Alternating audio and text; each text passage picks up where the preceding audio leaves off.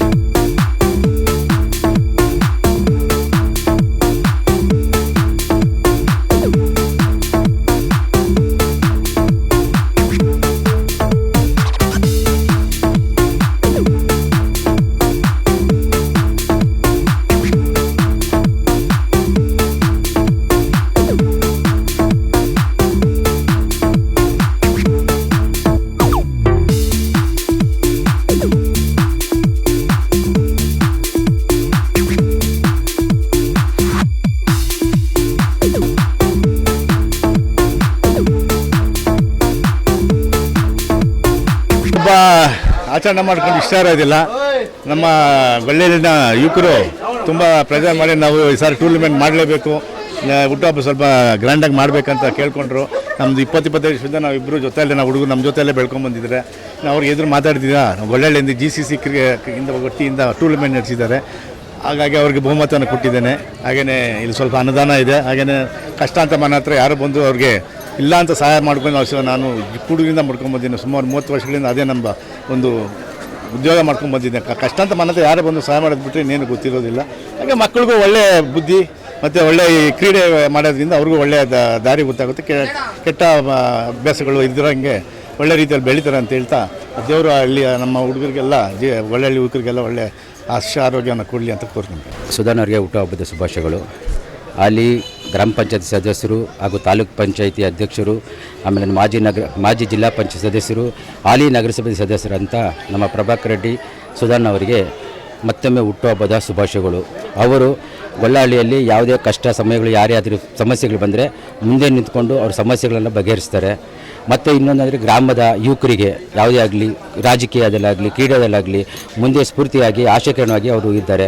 ಅವರಿಗೆ ದೇವರು ಆರೋಗ್ಯ ಐಶ್ವರ್ಯ ಕೊಟ್ಟು ಅವ್ರನ್ನ ಚೆನ್ನಾಗಿಟ್ಕೊಳ್ಬೇಕಂತ ಈ ಮುಖಾಂತರ ದೇವರ ಹತ್ರ ಪ್ರಾರ್ಥಿಸ್ಕೊಂತಾರೆ. ನಮ್ಮ ಸುಧಾನಂದ ಹುಟ್ಟುಹಬ್ಬದ ಆರ್ಥಿಕ ಶುಭಾಶಯಗಳು. ಇವತ್ತು ಗೊಲ್ಲಹಳ್ಳಿ ಗ್ರಾಮದಲ್ಲಿ ಮಾಜಿ ತಾಲೂಕ್ ಪಂಚಾಯತಿ ಅಧ್ಯಕ್ಷರಾದಂಥ ಸುಧಣ್ಣ ಅವರ ಹುಟ್ಟುಹಬ್ಬವನ್ನು ಗ್ರಾಮದ ಪ್ರತಿಯೊಬ್ಬ ಯುವಕರು ಮತ್ತು ಹಿರಿಯರು ಹಾಗೂ ಅವರ ಅಭಿಮಾನಿಗಳೆಲ್ಲ ಸೇರಿಕೊಂಡು ಇವತ್ತು ಅವರ ಹುಟ್ಟುಹಬ್ಬವನ್ನು ಆಚರಿಸ್ತಾ ಇದ್ದಾರೆ. ಈ ಸಂದರ್ಭದಲ್ಲಿ ಸುಧಣ್ಣ ಅವರಿಗೆ ಹುಟ್ಟುಹಬ್ಬದ ಆರ್ಥಿಕ ಶುಭಾಶಯಗಳನ್ನ ಹೇಳ್ತೀನಿ. ಇವರು ಗ್ರಾಮದಲ್ಲಿ ಅನೇಕ ಸಮಾಜಮುಖಿ ಕಾರ್ಯಗಳನ್ನು ಮಾಡಿದ್ದಾರೆ.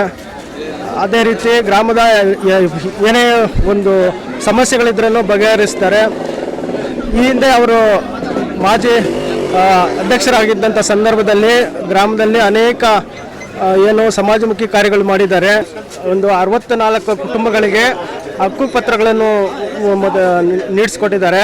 ಅದೇ ರೀತಿ ಗ್ರಾಮದಲ್ಲಿ ಈ ಹಿಂದೆ ನಾವು ಓಡಾಡ್ತೀರಿ ನ್ಯೂಟನ್ ಸರ್ಕಲ್ ಆಗಿರ್ಬೋದು ಮತ್ತು ಬಾಲಾಜಿ ಲೇಔಟ್ ರಸ್ತೆ ಆಗಿರ್ಬೋದು, ಆ ರಸ್ತೆಗಳಿಗೆ ಇವತ್ತು ನಾವು ಆರಾಮಾಗಿ ಓಡಾಡ್ತೀರಿ ಅಂತ ಹೇಳಿದರೆ ಅವರು ಸುಧಣ್ಣವರೇ ಮುಖ್ಯ ಪಾತ್ರ ವಹಿಸಿದ್ದಾರೆ.